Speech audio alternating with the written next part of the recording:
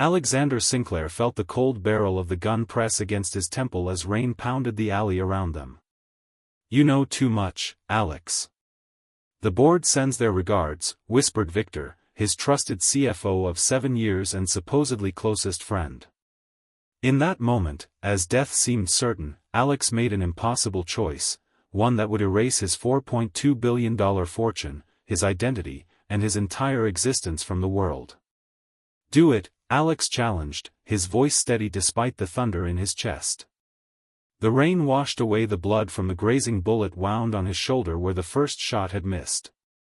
If the world believed Alexander Sinclair died tonight, he could finally expose the massive charity fraud scheme that had stolen millions from the most vulnerable, the very homeless people his foundation claimed to help. But it meant losing everything: his penthouse, his company, his life. The real question pulsing through his mind as Victor's finger tightened on the trigger, was uncovering the truth worth becoming one of the forgotten souls he'd barely noticed from his limousine windows? The gun clicked. Empty. Victor's cruel laugh echoed through the alley.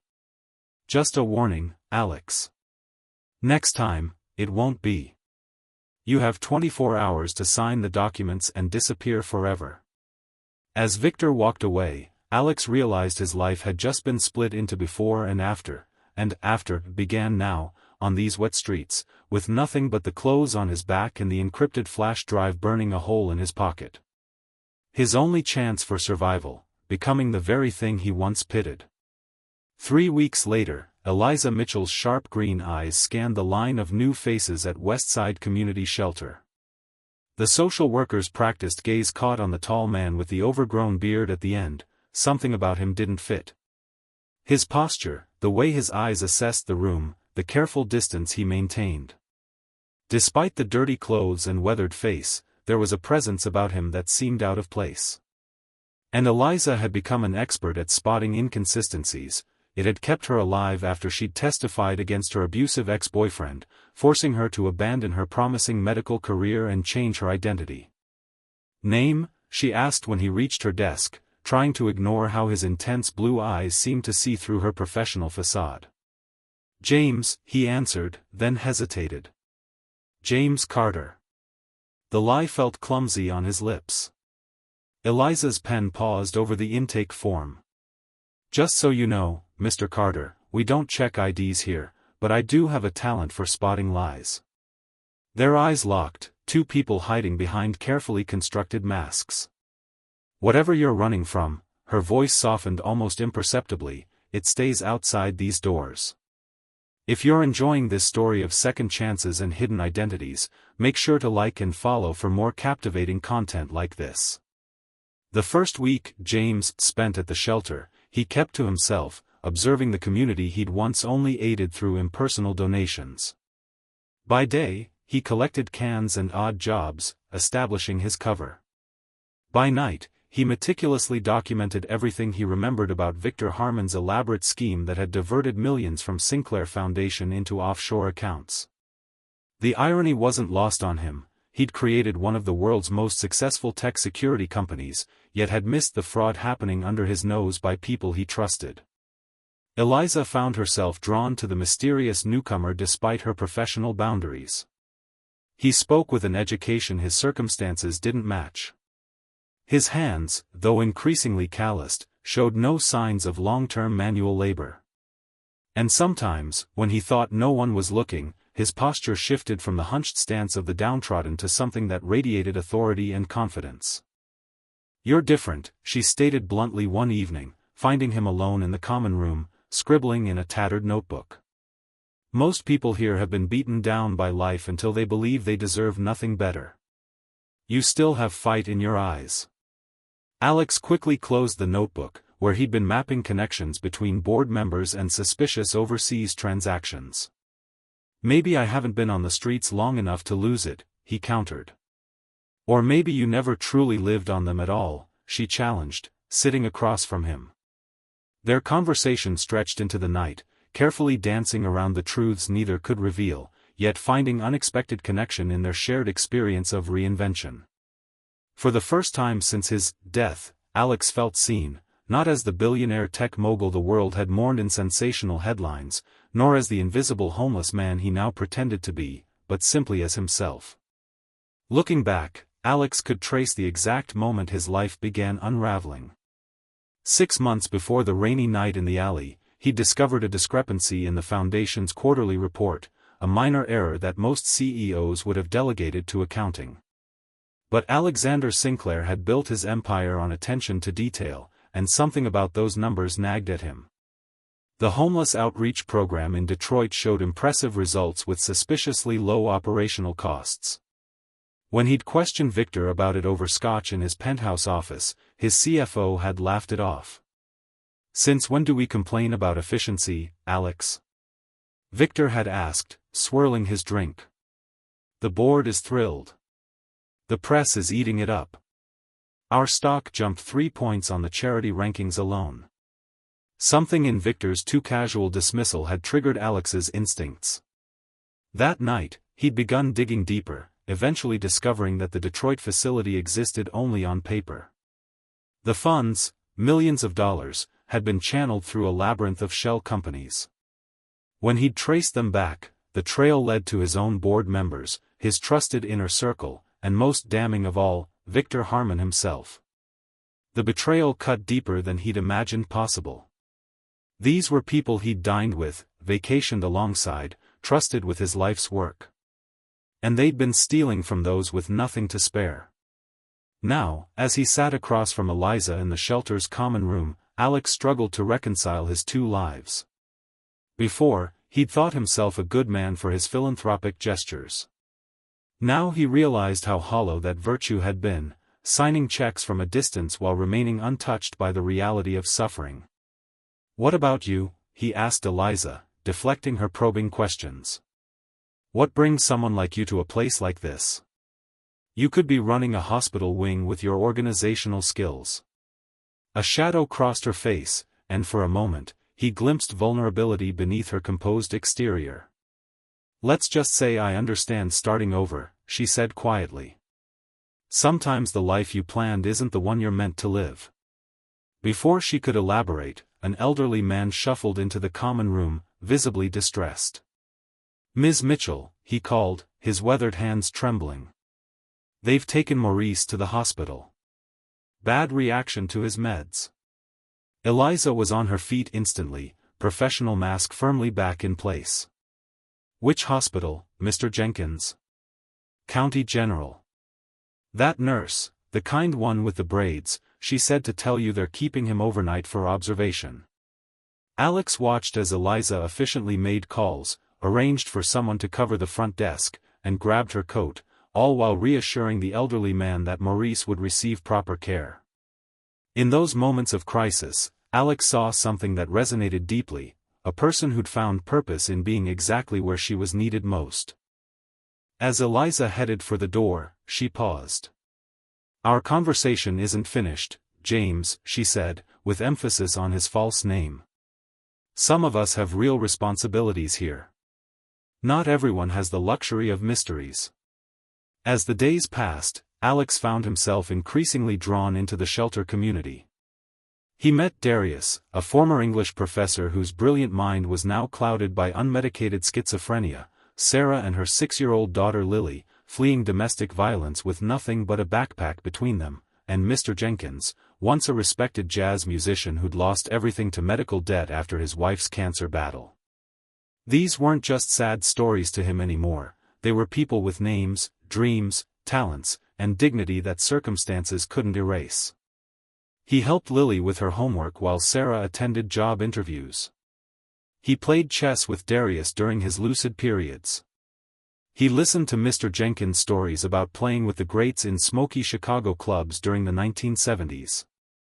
And always, his awareness of Eliza grew, how she stretched the shelter's meager resources through sheer force of will, how she remembered every resident's medication schedule and dietary restrictions, how she fought with landlords and bureaucrats on their behalf with tireless determination. One night, as they worked side by side in the shelter kitchen, preparing the next day's meals, Alex noticed the elegant way her hands moved, efficiently chopping vegetables despite their obvious exhaustion. "You've had medical training," he observed, noting her precise technique. Her knife stilled momentarily before resuming its rhythm. In another life, she acknowledged without looking up. What happened? He asked, passing her another onion. The same thing that happens to many women who trust the wrong man. Her voice remained steady, but her knuckles whitened around the knife handle. I was finishing my residency at Boston General, emergency medicine. My boyfriend was chief resident in cardiology. Brilliant. Charming. Respected by everyone. She scraped the onions into a large pot with more force than necessary. And controlling, she continued after a pause. Then jealous. Then violent. Classic progression, really. I should have recognized the signs. I'd treated enough victims in the ER. Alex's hand stilled on the potatoes he was peeling. You left him? A bitter smile crossed her face. I tried. 3 times. The 3rd time, he put me in my own emergency room with 4 broken ribs and a fractured eye socket. She finally looked up at him, her green eyes hard with remembered pain. When I went to hospital administration, they suggested I consider the impact a scandal would have on everyone's career. When I went to the police, they took his statement in the doctor's lounge over coffee. You testified against him anyway, Alex guessed, seeing now the steel beneath her compassionate exterior. I did. And then I disappeared when the threats started coming, not just from him, but from colleagues who thought I was destroying a promising career over a domestic dispute. She resumed chopping with mechanical precision. So Dr. Elizabeth Winters died, and Eliza Mitchell was born. A social work degree, and 5 years later, here I am. The vulnerability of her confession hung between them, an offering of truth that made Alex's continued deception feel suddenly unbearable. I'm not who I say I am either, he admitted quietly, setting down the peeler. I know, she replied, her voice softening. The question is whether who you're pretending to be is better or worse than who you really are. Before he could answer, Sarah burst into the kitchen, face flushed with excitement. Eliza. I got the job. The hospital position, they want me to start Monday. The moment of connection fractured as Eliza embraced the young mother, genuine joy replacing vulnerability. I told you they'd be crazy not to hire you. This calls for a celebration. As the kitchen filled with residents sharing in Sarah's good news, Alex slipped away, his notebook burning in his pocket. The evidence against Victor was mounting, but he needed access to Sinclair Tech's secure servers to prove the connection to offshore accounts. And the only way to access those servers was with biometric authentication that would immediately alert the system that Alexander Sinclair was very much alive. Meanwhile, across town in his penthouse office, Victor Harmon reviewed the latest financial transfers with growing satisfaction. The plan was working perfectly. In 3 weeks, the merger would be complete. Sinclair Tech would be absorbed by Westcorp Holdings, another shell company he secretly controlled, and the foundation's remaining assets would be liquidated. By the time anyone realized what had happened, he'd be unreachable, wealthy beyond imagination. His phone buzzed with a text from his head of security, facial recognition hit at 79% probability. Westside Homeless Shelter. Subject appears significantly altered but bone structure consistent. Victor's blood ran cold as he stared at the grainy surveillance image. The bearded man in ragged clothes looked nothing like the polished tech CEO Alexander Sinclair had been, but Victor recognized the eyes immediately, the same eyes that had stared him down in that rainy alley. Find him, Victor typed back. Surveillance only. No contact until I give the order. He poured himself a whiskey with shaking hands. He'd underestimated Alexander once. He wouldn't make that mistake again. As the days passed, tension built within the shelter. Rumors of imminent closure spread as funding dried up. Eliza spent hours on the phone with city officials and potential donors, fighting to keep the doors open while maintaining a calm presence for the residents. Alex watched her exhaustion grow, knowing that Victor's scheme was directly responsible for the shelter's financial crisis. One evening, he found her alone in her tiny office, head in her hands, surrounded by rejected grant applications. Without thinking, he placed a hand on her shoulder. "You can't save everyone, Eliza," he said gently. She looked up, her eyes red-rimmed but dry. "Maybe not. But I'll damn well try." She gestured to the papers spread before her. "These aren't just forms. They're Lily's chance at stable schooling. Mr. Jenkins' heart medication. Darius' possibility of reconnecting with reality." Alex picked up a rejection letter, recognizing the Sinclair Foundation letterhead with a surge of anger. His own foundation, once dedicated to meaningful change, now a vehicle for Victor's greed. "What if I told you I could help?" he asked, the words escaping before he could reconsider. Eliza's eyes narrowed with suspicion. How exactly would a homeless man with no ID help secure emergency funding? The question hung between them, a challenge and an opportunity. Alex took a deep breath, ready to risk everything, when shouting erupted from the main room. They rushed out to find two men in expensive suits confronting the front desk volunteer. "We're looking for this man," one was saying, showing a photo on his phone. "We have reason to believe he's staying here." From his position in the hallway, Alex couldn't see the photo, but he didn't need to. Victor had found him. Eliza stepped forward, her posture transforming from exhausted to formidable in an instant. "Gentlemen, this is a private facility. Unless you have a warrant, I'll have to ask you to leave." "This isn't a police matter," the taller man said smoothly. "We represent the Sinclair Foundation.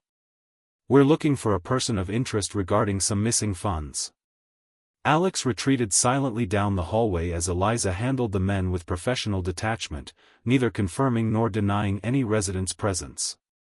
When she returned to her office 30 minutes later, her face was taut with concern. "They were looking for you," she stated flatly, closing the door behind her. "Want to tell me why the Sinclair Foundation is sending corporate thugs after a homeless man?" Alex's mind raced through possibilities, each more dangerous than the last. "It's complicated," he hedged. "Uncomplicated," she demanded, crossing her arms. "Because they mentioned Alexander Sinclair, the tech billionaire who supposedly died in a yacht accident 3 months ago. They seem to think you might know something about it." The walls of deception were crumbling around him. Looking into Eliza's unwavering gaze, Alex made a decision that would change everything. "I know something about it," he admitted, his voice dropping to a whisper, "because I am Alexander Sinclair." The shock on Eliza's face quickly transformed into disbelief, then anger. "Do you think this is funny? Alexander Sinclair was worth billions. You're wearing donated clothes and eating at a soup kitchen. Victor Harmon tried to kill me when I discovered he was embezzling from my foundation," Alex continued, pulling up his shirt to reveal the half-healed wound on his shoulder. "The yacht accident was a cover. I needed everyone to believe I was dead while I gathered evidence." Eliza stared at the wound, her medical training automatically assessing its age and severity. "That's a bullet graze," she observed, professional detachment barely masking her turmoil. "Recent. 3 weeks ago. The night before I showed up here." She paced the small office, processing his claim. "Even if what you're saying is true, and that's a massive if, why come here? Why live like this when you could be anywhere in the world?" "Because Victor was stealing from my homeless outreach program specifically," Alex explained. "I needed to understand what was really happening on the ground, what the real needs were. And I needed to hide somewhere he wouldn't look for a billionaire. So we've been, what? Your poverty tourism experience?" The hurt in her voice was palpable. "No." Alex stepped toward her, then stopped when she backed away. "It started as hiding, yes. But it became something else. I've learned more in these weeks than in years of board meetings. About the system, about the people it fails, about myself." He met her eyes directly. "About you." The last words hung in the air between them, charged with unspoken feelings that had grown despite their mutual deceptions. "Those men will be back," Eliza finally said, pragmatism reasserting itself. "With more questions. Maybe with force." "I know," Alex agreed grimly. "And they're just the beginning. Victor knows I'm alive now, which means I'm out of time. I have to move against him before he liquidates everything." "What do you need?" The question surprised him. He'd expected disbelief, rejection, even betrayal, not this immediate shift to practical assistance. "Why would you help me?" he asked cautiously. Eliza's expression softened slightly. "Because regardless of who you were or are, those men threaten everything I've built here. And because," she hesitated, vulnerability briefly visible before her professional mask returned, "because I've seen how you are with Lily when she's scared, with Darius when he's confused, with Mr. Jenkins when his hands hurt too much to button his own shirt. Billionaires don't learn that kind of decency overnight." It was the closest thing to trust he could hope for under the circumstances. Alex outlined what he needed: secure computer access, time to compile the evidence, and a way to contact former allies without exposing his location. What he didn't say, couldn't bring himself to admit, was how her faith in him, however tentative, meant more than all the business empires he'd built. That night, as Alex worked from a laptop Eliza had borrowed from the shelter's administrative office, he felt her watching him from across the room. "If you're really Alexander Sinclair," she said suddenly, "why didn't you just call the authorities when you discovered the fraud? Why the elaborate disappearing act?" Alex's fingers stilled on the keyboard. "I tried," he admitted. 2 days before Victor attempted to kill me, I took what evidence I had to an FBI contact. The next morning, I found out she'd been transferred to Alaska, and the file had vanished." He turned to face Eliza fully. "Victor has people everywhere, law enforcement, banking regulators, even my own security team. I couldn't trust anyone." "So you trusted no one," she observed. "Until now." The simple statement carried weight neither of them was ready to examine. "Until now," he agreed softly. As they worked through the night, the distance between them gradually dissolved. Alex explained the complexities of Victor's scheme, how he'd created shadow programs that existed only on paper, channeling millions meant for housing, medical care, and rehabilitation into private accounts while fabricating success stories for the press. Eliza provided context from her perspective: the promised grants that never materialized, the programs abruptly cut, the real human cost of corporate greed disguised as philanthropy. By dawn, they had compiled a devastating case against Victor Harmon and his accomplices. But one crucial piece remained missing: the encryption key that would unlock the offshore account records and prove the connection to Sinclair Foundation's missing millions. "It's in my private server at Sinclair Tower," Alex explained, rubbing his tired eyes. "Protected by biometric security that will immediately alert security if used. So you can't get it without announcing to Victor that you're alive and exactly where to find you," Eliza concluded. "Exactly. It's a trap I built myself." The irony wasn't lost on either of them. They sat in exhausted silence, watching sunrise paint the shelter office in gold. In the quiet, Eliza's hand found his across the cluttered desk, the first deliberate touch she'd initiated since learning his true identity. "There's always another way," she said with the quiet determination he'd come to admire. "We just haven't found it yet." Can't wait to see what Eliza and Alex do next. Hit that like button and subscribe now for the thrilling continuation. As shelter residents began stirring in the common areas, Alex and Eliza reluctantly separated, their momentary connection giving way to the practical demands of the day. Eliza had duties to attend to, and Alex needed to maintain his cover until they formulated a plan. Throughout the morning, he watched her move through the shelter with grace and authority, handling a plumbing crisis, mediating a dispute between residents, and somehow finding time to help Lily practice for her spelling test. No one watching would guess she'd been up all night uncovering a multi-million-dollar fraud scheme with a supposedly dead billionaire. The contrast with his former life struck him profoundly. At Sinclair Tech, he'd been surrounded by people whose primary purpose was to shield him from exactly these kinds of everyday problems and human needs. His executive assistant had handled his schedule down to the minute. His house staff had ensured he never saw a leaking pipe or unmade bed. His PR team had curated his charitable appearances for maximum media impact with minimum actual contact with those he claimed to help. The artifice of that existence now seemed hollow compared to the authentic, if difficult, life Eliza had chosen, directly engaging with human struggle rather than insulating herself from it. By midday, Victor's men had returned to the shelter, this time with a legal-looking document that Eliza scrutinized at length before reluctantly allowing them to speak with residents. Alex remained hidden in the supply closet, listening through the thin wall as they showed his photo around, offering cash rewards for information. When they finally left empty-handed, Eliza found him cramped among cleaning supplies and donated clothing. "We need a better plan than hiding you in closets," she whispered, helping him out. "They'll be back with more convincing authority next time." "I know a place," Alex said, rubbing his stiff neck. "A storage unit rented under a name not connected to me. I have some emergency supplies there, cash, clothes, a secure laptop." "Go there tonight," Eliza decided. "I'll meet you when my shift ends." "And Alex," she hesitated, using his real name for the first time, "be careful. These men aren't just looking for information anymore." The taller one had a gun holster under his jacket. That evening, as Alex made his way across the city to his emergency hideout, he was acutely aware of how different he felt from the man who had rented that storage unit a year ago as a paranoid contingency plan. That Alexander Sinclair had been concerned with preserving his wealth and position against hypothetical threats.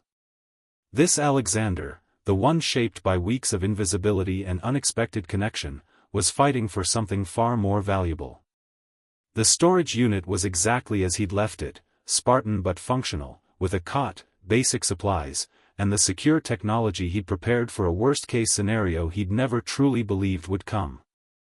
As he booted up the specialized laptop, his thoughts kept returning to Eliza and the shelter community now at risk because of their association with him. When Eliza arrived 3 hours later, her professional composure had fractured. "They're closing us down," she announced without preamble, pacing the narrow space between storage boxes. "The Sinclair Foundation is withdrawing all funding, effective immediately, citing reallocation of resources following leadership changes. We have 2 weeks." The guilt that crashed over Alex was overwhelming. "This is my fault," he said, rising from the laptop. "Victor knows I'm connected to the shelter. He's punishing everyone there to flush me out." "It's not just us," Eliza continued, showing him her phone. "Every Sinclair Foundation recipient got the same notice today. Homeless shelters, medical clinics, education programs, all defunded simultaneously across the country." The scale of Victor's vindictiveness staggered Alex. Thousands of vulnerable people would suffer, all because one man's greed had been threatened with exposure. "We have to stop him now," Alex decided, gesturing to the laptop screen where he'd been working. "I've found a way to access the server without triggering the biometric alert, but it's risky. I'll need to physically access a terminal at Sinclair Tower." "You can't go there," Eliza protested. "They'll recognize you instantly." "Not me," Alex clarified. "You." As he outlined his desperate plan, Eliza's expression shifted from disbelief to determined calculation. It was dangerous, legally questionable, and relied on perfect timing, but it was their only chance to stop Victor before the Foundation's assets disappeared forever. "Why would you trust me with this?" she asked when he finished explaining. "I could take this information to Victor myself, negotiate a better deal for the shelter, leave you exposed." "You could," Alex acknowledged, stepping closer to her. "But you won't." "How can you be so sure?" "Because I know you now," he said simply. "Not just Eliza Mitchell the social worker, or Dr. Elizabeth Winters the trauma surgeon. I know the person beneath both those names, someone who would never sacrifice others for personal gain." The trust implicit in his words hung between them, a fragile bridge across their different worlds. Slowly, deliberately, Eliza closed the distance between them. When her lips met his, the kiss held both tenderness and urgency, an acknowledgement of feelings neither had dared name and the awareness that tomorrow might change everything. "If we do this," she whispered against his mouth, "there's no going back. For either of us." "I don't want to go back," Alex replied, his hands cradling her face. "Not to who I was before. Not to a life without you in it." They spent the night finalizing their plan, their newfound intimacy lending both comfort and heightened stakes to their preparations. By dawn, they had committed to a course of action that would either save thousands of lives or cost them their own. As Eliza prepared to leave for her part of the mission, Alex caught her hand. "Whatever happens today," he said solemnly, "know that meeting you, even under false pretenses, was the most genuine thing that ever happened to me." Her smile held both vulnerability and strength. "Then let's make sure it's not the last genuine thing for either of us." With that promise between them, Eliza departed for Sinclair Tower, carrying both Alex's specialized flash drive and the weight of their shared purpose. Alex watched her go, hope and fear battling in his chest. Across town, Victor Harmon reviewed the final documents for the merger that would complete his takeover of Sinclair Tech and its foundation. Everything was proceeding perfectly, the board had approved the deal, the media had accepted the narrative of a tragic accident followed by necessary corporate restructuring, and the systematic defunding of Sinclair Foundation projects had eliminated the most likely sources of opposition. Only one loose end remained, the nagging certainty that Alexander Sinclair had somehow survived and was gathering evidence against him. Victor's security team had traced potential sightings to the West Side shelter, but their searches had yielded nothing concrete. Still, Victor's instincts, the same instincts that had built his fortune through ruthless opportunism, told him Alex was close. Too close. He picked up his phone and dialed his head of security. "Increase surveillance on the shelter. And prepare the contingency plan we discussed. If Alexander Sinclair is hiding there, we'll smoke him out, literally if necessary." The order given, Victor turned back to his window view of the city, a satisfied smile playing across his face. By this time tomorrow, Sinclair Tech would be his, the foundation funds would be safely offshore, and any evidence of his crimes would be ashes, along with anyone foolish enough to stand in his way. Are Alex and Eliza walking into a trap? Will they stop Victor before it's too late? Like and subscribe now to find out in the heart-stopping conclusion. Victor Harmon smiled at his reflection in his penthouse window, Manhattan glittering beneath him like the empire he was building. The call from his security team confirmed his suspicions. Alexander Sinclair had somehow survived and was hiding among the homeless. The irony was delicious. The man who had everything, reduced to nothing, while Victor systematically took control of Sinclair Tech using the blackmail materials he'd gathered over years as Alex's friend. The final board meeting was tomorrow. Once the merger documents were signed, the company's assets would be liquidated, the foundation funds completely drained, and Victor would disappear to his island with billions. All he needed was to ensure Alex stayed dead, permanently this time. Meanwhile, Alex had retreated to his emergency hideout, a storage unit containing bare essentials and a laptop with satellite connection. He logged into a dormant server using biometric authentication only he could provide. If Victor's men were looking for him, time was running out. The evidence was nearly complete, but without his official identity, he couldn't present it to authorities. He needed help, and there was only one person he trusted despite knowing her for mere weeks. Across town, Eliza couldn't sleep. James's abrupt departure and cryptic words haunted her. Worse, the men who'd come looking for him had questioned her aggressively, showing a photo of a clean-shaven, well-dressed man who bore a striking resemblance to James. Alexander Sinclair, they'd called him, the supposedly dead tech billionaire whose foundation had once funded her shelter before mysteriously cutting ties. Her laptop pinged with an encrypted message from an unknown sender: "The men looking for me are dangerous. The shelter isn't safe. Meet me at midnight, Riverside Park bench where we talked last week. I'll explain everything. J. Every instinct from her past life screamed danger, yet something deeper pushed her to go. If James was connected to Sinclair Tech, he might be her only hope of saving the shelter. With trembling hands, she placed her pepper spray in her pocket and headed out into the night. The park was eerily quiet when Eliza arrived. She found Alex sitting on their bench, clean-shaven, hair trimmed, wearing clothes that fit perfectly, looking halfway between the homeless James and the man in the photo. The transformation was jarring. "You came," he said, relief evident in his voice. "Are you Alexander Sinclair?" she demanded, keeping her distance. "Yes," he admitted. "Or I was.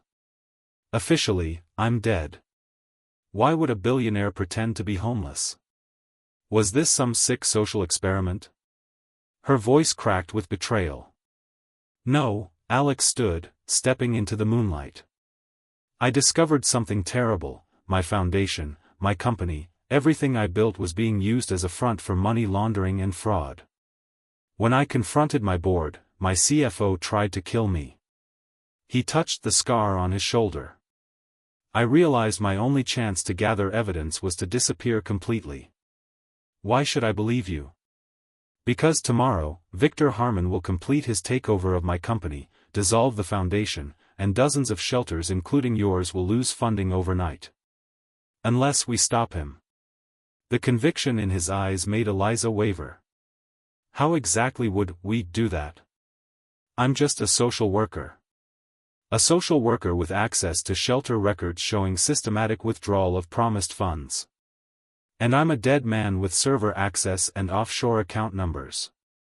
He held out his hand. "I can't do this alone, Eliza. I need someone Victor doesn't know, someone who understands what's at stake." Before she could respond, headlights swept across the park entrance. "They followed you," Alex whispered urgently, pulling her behind a thick tree trunk just as Victor's security team emerged from black SUVs.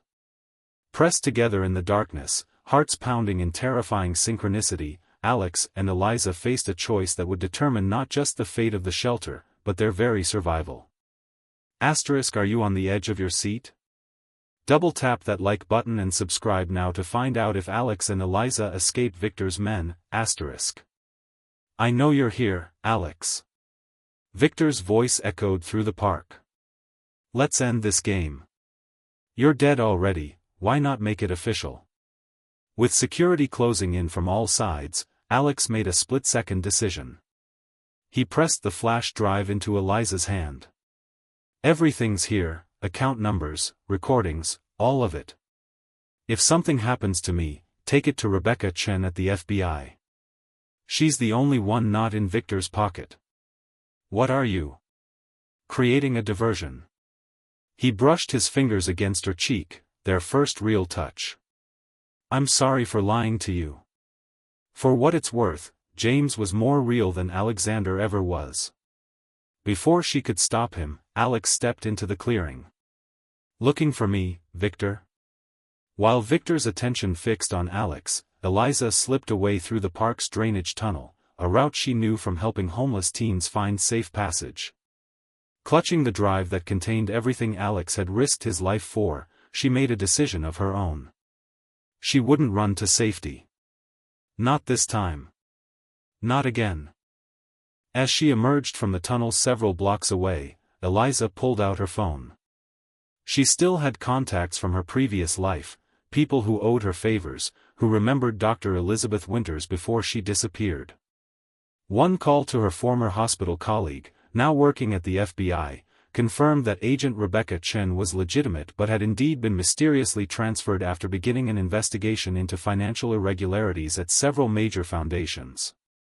I need her number, Mark, Eliza said firmly. It's life or death. Liz, what are you mixed up in? Her old friend asked, concern evident in his voice. The chance to do what I should have done years ago, fight back instead of running. After a moment's hesitation, he provided the number. Be careful. Chen's transfer wasn't the only strange thing that happened to people investigating those foundations. With renewed determination, Eliza dialed the number, praying the agent would answer a call from an unknown number in the middle of the night. Meanwhile, Victor's men had taken Alex to an abandoned warehouse by the docks, the perfect place for an interrogation that would leave no witnesses. Victor himself arrived an hour later, impeccably dressed despite the hour, his handsome face twisted with a smugness that made Alex's skin crawl. "You know," Victor said conversationally, circling Alex who was tied to a chair, "I almost admire your commitment. Living with the homeless? Actually becoming one of them? That's dedication even I didn't expect." "They're people, Victor," Alex replied evenly. "Not an undercover assignment. Maybe if you'd seen them as human beings instead of numbers on a spreadsheet, you wouldn't be stealing from them." Victor laughed, the sound echoing through the cavernous space. "Always the idealist. That was your weakness as a CEO, Alex. You never understood that business is about profit, not people." "The foundation wasn't supposed to be about profit," Alex countered, testing the ropes binding his wrists. "Those funds were meant to help people rebuild their lives." "Please," Victor scoffed. "The foundation was a tax shelter with good PR, don't pretend you didn't know that when you created it." The accusation struck closer to home than Alex wanted to admit. Had he really been so blind to the foundation's potential for abuse? Or had he simply chosen not to look too closely at the mechanics of his philanthropy as long as it burnished his public image? "What I created and what you perverted are very different things," Alex finally said. "And I have the evidence to prove it." Victor's smile faltered slightly. "What evidence?" "Everything," Alex bluffed, hoping to keep Victor talking while he worked on the ropes. "The shell companies. The fabricated program results. The offshore transfers. The bribes to regulators." "Impossible," Victor snapped. "Those records are encrypted and segregated. No one person has access to all of it." "Except the one who designed the system," Alex reminded him. "Did you forget who built Sinclair Tech's security protocols? I created backdoors you never knew existed." For the first time, uncertainty flickered across Victor's face. "It doesn't matter," he said, recovering his composure. "By this time tomorrow, the merger will be complete, the foundation dissolved, and any evidence you think you have will be irrelevant. And you," he smiled coldly, "will have tragically succumbed to injuries sustained in your yacht accident weeks ago. Autopsy impossible, of course, given the condition of the body when finally discovered." As Victor outlined his plan for Alex's permanent disappearance, Eliza was racing across town in a taxi, Agent Chen on the line as she explained everything.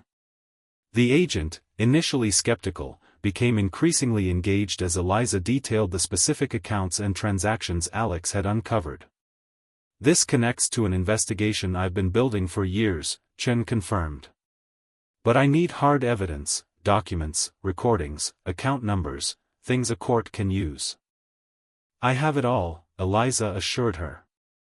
"On a flash drive Alex gave me before he created a diversion to help me escape." "Where is he now?" "I don't know," Eliza admitted, her voice cracking. "Victor's men took him." There was a brief silence on the line. "Ms. Mitchell, I need to be clear about something. If what you're telling me is accurate, we're dealing with people who have corrupted law enforcement at multiple levels. I can't simply dispatch local police without knowing who might be compromised." "What are you saying?" Eliza asked, dread pooling in her stomach. "I'm saying that if Alexander Sinclair is still alive right now, it's because Victor Harmon wants something from him first. We need to move quickly, but carefully." Agent Chen's voice turned brisk and professional. "I can have a trusted team ready in 90 minutes. Where can we meet?" For 3 hours, Victor's men held Alex in a warehouse by the docks, alternating between threats and offers. "Sign the company over officially, and you can have your life back," Victor proposed, sliding legal documents across the table. "Or don't, and they'll never find your body." Alex had deliberately allowed himself to be captured, buying Eliza time while calculating his own escape. "You know," he said conversationally, "for a financial genius, you missed something obvious." Victor laughed. "And what's that?" "Dead men have nothing to lose." With lightning speed, Alex flipped the heavy table, sending Victor and his papers flying. In the chaos, he broke free, fighting his way toward the exit with a ferocity born of weeks on the streets. He'd almost reached the door when a gunshot rang out, and fire exploded through his side. Across town, Eliza had made it to the FBI office, demanding to see Agent Chen with the confidence of her former self, the successful doctor who had once testified against powerful men. When the agent reviewed the drive's contents, her eyes widened. "This is enough to bring down half the financial district," she murmured. "But we need Alexander Sinclair's testimony to make it stick." "He's being held at the riverfront warehouse," Eliza said, showing Chen the location she'd tracked through the emergency app Alex hadn't realized was on the burner phone he'd given her. "And he's running out of time." Dawn broke over the warehouse as FBI tactical teams surrounded it. Inside, Alex lay bleeding, having barricaded himself in a storage room after his escape attempt. The bullet had missed vital organs, but he was weakening. Victor's voice came through the door. "The building surrounded, Alex. But I've got a helicopter on the roof and offshore accounts they'll never trace. Sign the papers, and maybe I'll let you live." The storage room door splintered open, but instead of Victor, Eliza rushed in, followed by Agent Chen. "You came back," Alex whispered as Eliza pressed her jacket against his wound with the skill of her medical training. "I never left," she corrected him, tears threatening. "I just went for backup." Outside, they could hear Victor being arrested, his protests fading as he was led away. "Looks like Alexander Sinclair gets to come back from the dead," Agent Chen observed. Alex's eyes never left Eliza's. "I'm not sure he should," he said softly. "These past weeks living as James, seeing the world from the bottom instead of the top, changed everything. I can't go back to being the man who watched suffering from behind tinted windows." "Then don't," Eliza challenged, her hand finding his. "Be someone new. Someone better." As FBI medics stabilized Alex for transport, Eliza insisted on riding in the ambulance, her medical expertise and personal connection making her presence non-negotiable. In those quiet moments, as the city woke around them, they held hands without pretense or disguise, two people who had found authenticity in the midst of deception. The weeks that followed were a whirlwind of testimony, legal proceedings, and media frenzy. The story captivated the public imagination: the billionaire who faked his death to expose corruption by living among the homeless, the social worker with a secret past who helped bring down a criminal enterprise, their unexpected connection that bridged worlds typically separated by invisible but impermeable barriers. Alex's return from the dead created legal complications that required teams of attorneys to navigate. Eliza faced her own challenges as her previous identity became public knowledge, forcing her to confront the past she'd fled. Together, they weathered the storm of publicity and legal battles, finding strength in the genuine bond that had formed when neither had anything to offer but their true selves. 3 months later, as the criminal cases against Victor and his accomplices proceeded through the courts, Alex faced his most important decision: what to do with Sinclair Tech and its foundation now that they were back under his control. "You could sell everything," Eliza suggested as they sat in his newly purchased brownstone, deliberately modest compared to his former penthouse. "Start fresh with something that doesn't carry all that history." Alex considered this, absently rubbing the scar on his side that still pulled when he moved too quickly. "I could," he acknowledged. "But that feels like running away, something neither of us wants to do anymore." Instead, he proposed a radical restructuring, transforming Sinclair Foundation into a worker-controlled cooperative, with former shelter residents and frontline social workers comprising half the board. Profits would be capped, with excess directed to community-owned housing and healthcare initiatives. Most revolutionary of all, Alex would step down as CEO, becoming instead a regular employee within the organization. You'd give up control of your own company? Eliza asked, amazed at how far he'd come from the man who once commanded boardrooms with unquestioned authority. I'm giving up the illusion of control, he corrected her. And embracing the reality of connection. As they worked together to reimagine what a socially responsible business could be, their personal relationship deepened beyond the crisis that had brought them together. The media eventually lost interest in their story as newer scandals emerged, allowing them the privacy to build something genuine away from public scrutiny.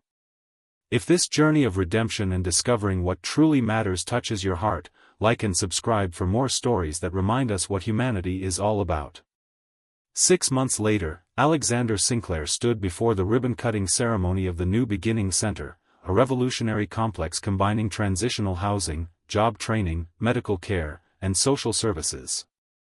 Using his restored fortune and technological expertise, he had created something unprecedented in scale and approach.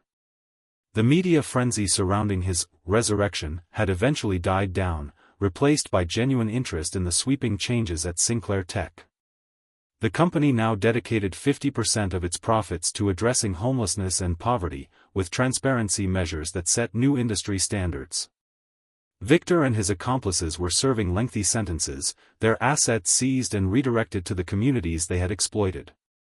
"Ready for this?" asked Eliza, now the center's executive director, looking radiant beside him. The gold engagement ring on her finger caught the sunlight. "As long as you're here," he answered, still amazed that she had chosen to love him, not for his wealth or the carefully crafted persona he'd maintained for years, but for the man he became when everything was stripped away. The crowd that gathered included many faces from the shelter, people who had known him only as James, who had shared their stories, their struggles, their humanity with him when he had nothing to offer in return. They were now employees, residents, and board members of the center. As Alex prepared to address the crowd, he reflected on the extraordinary journey, from billionaire to homeless man to something entirely new. The gunshot scar on his side occasionally pulled tight, a reminder of how close he'd come to losing everything that truly mattered. "Today isn't about cutting a ribbon," he began, his voice carrying across the gathered crowd and live-stream cameras. "It's about cutting through the barriers that separate us from each other, the illusions of status and worth that keep us isolated in our suffering and our privilege." His eyes found Eliza's, drawing strength from her presence. "I had to lose everything to discover what I'd been missing. I had to become invisible to finally be seen. And I had to experience true connection, not built on what I owned or what I could provide, but on who I was in my darkest moments." The crowd hushed as he continued, his words touching a universal truth that transcended his particular story. "We are not defined by our bank accounts or addresses. We are defined by how we treat each other when there's nothing to gain, nothing to lose, and no one watching. By the dignity we afford one another simply because we share this human experience." Eliza stepped forward to join him at the microphone, their hands intertwining naturally. "The New Beginning Center isn't charity," she clarified. "It's community. It's recognition that any of us could be one crisis away from losing everything, and that all of us deserve a chance to rebuild." As they cut the ribbon together, cheers erupted from the crowd. The center's doors opened, welcoming its first residents to a place where they would be seen not as problems to solve, but as people with inherent worth and limitless potential. That night, alone on the rooftop garden Alex had designed for the center's residents, he and Eliza watched the city lights shimmer below. "Do you ever miss it?" she asked. "The penthouse, the private jets, the simplicity of wealth?" Alex considered the question seriously.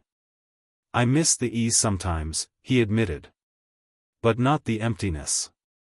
Not the disconnection." He turned to face her fully. "I wouldn't trade what I found for all the billions in the world." Their kiss sealed a promise, not just to each other, but to the truth they had discovered together, that real wealth isn't measured in dollars but in connection, that true identity isn't found in status but in service, and that sometimes, the greatest gift is the chance to begin again with clear eyes and an open heart. If this story touched your heart or changed your perspective even a little, please like, share, and subscribe. Together, we can remember that behind every face, whether wearing success or struggle, is a human being worthy of dignity and connection. What masks have you worn, and who might you become if you let them fall away? Share your thoughts in the comments below, *.